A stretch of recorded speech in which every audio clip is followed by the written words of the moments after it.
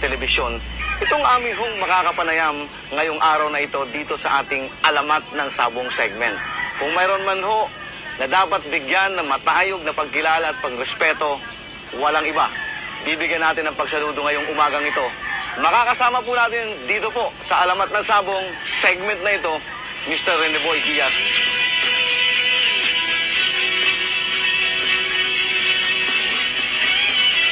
Salamat sa pagkakataon na binigay mo sa akin personally. At last, nakita at nayakap kita at nakamayang kita ngayong araw na ito. Of course, for the sake of thousands or maybe millions of ardent involvement in the sport of sabong, naandyan tayo at any given time. Okay.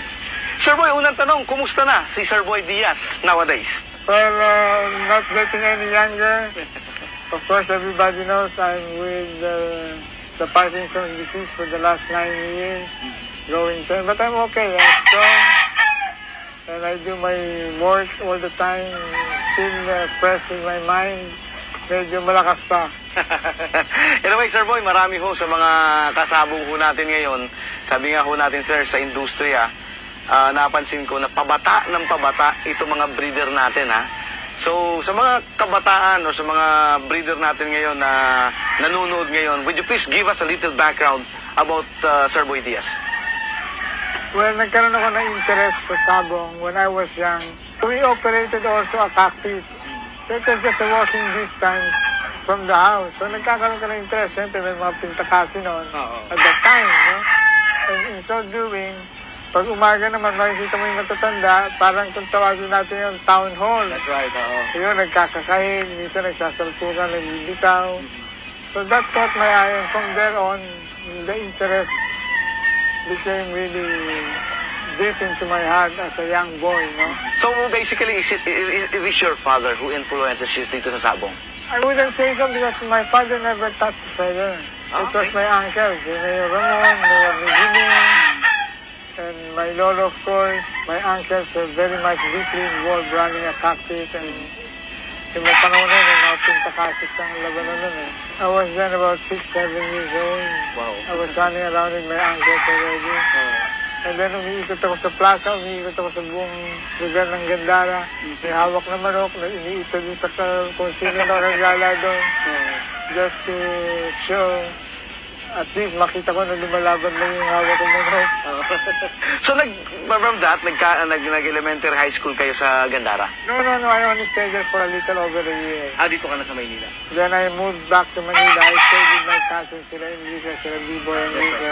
So after college days, when did you decided to go back sa sabong? At mag-put up na nga kayo, paano nyo nakilala Sir Emoy, at pinut up nga ninyo itong Tukaan at Sultada? Well, matagal pa bago magsabong, magsama-sama kami ni Emoy. You know why? In the early 70s, there were a lot of big-time sabongeros or aficionados, but hati sila. Hati sila kasi nung panahon na yun. Meron kaming tinatawag na junior derby crowd and may mga senior derby crowd. Okay? But just to give you an idea, as early as 1966-67, nagdadatingan ng mga Amerikano. Hindi alam ito ng iba. 1966, dumating 67, sila Billy Ruboy, Smokey Wallace, sila Duke Halsey, sila Joe Good, eventually after, no? So, there were visitors of top Filipino aficionados, Eddie Araneta, and mostly the hacenderos of the South, sa Negros Occidental. It started a camaraderie na once in a while, when you graduate from the junior derby crowd, napupunta ka sa senior derby group. So parang pagdadaanan mo muna itong junior derby crowd bago ka mapunta sa senior? Exactly. Yung grupo kasi ng senior derby crowd, ayan ang matindi. Don Amado Araneta, the son, George or Nene, and then the Rivero brothers, lahat na yan, down the line, pati ang grupo ng Tarlac. Ang labanan namin noon were basically invitational. Ang junior crowd, masaya, but because they're all young, but the seasoned and the well-respected gentlemen of the sports and politically strength and malaking bagay, sila Boss Benjing Tuango, Yan naman nasa South na yan at saka nasa seniors, very big crowd. Okay. Sir Boy, ganun katindi din yung samahan ng grupo nyo at nagkakakilala-kilala. Sabi nga, more on camaraderie, not after for the money. Ano yung time na nasa isip nyo na siguro high time na magkaroon tayo ng isang TV show para sa mabuksan ang kamalayan ng ating mga kababayan na mahilig sa industriya mahilig sa sabong? It has become too commercialized. The sabong industry has become really commercialized in a sense na the beauty of involvement in the sport has to come from the heart, not for financial reasons, you know. And when we talk about the background of the people behind the show, kailangan meron kang nadaanan din eh.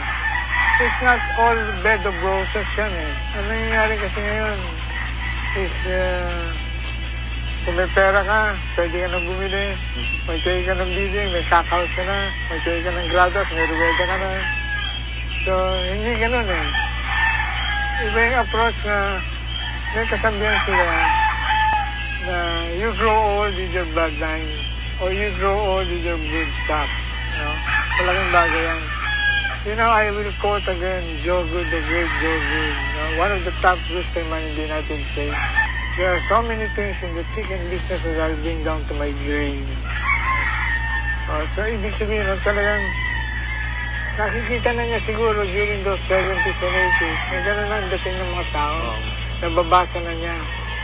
So, why not create like what you want to do now?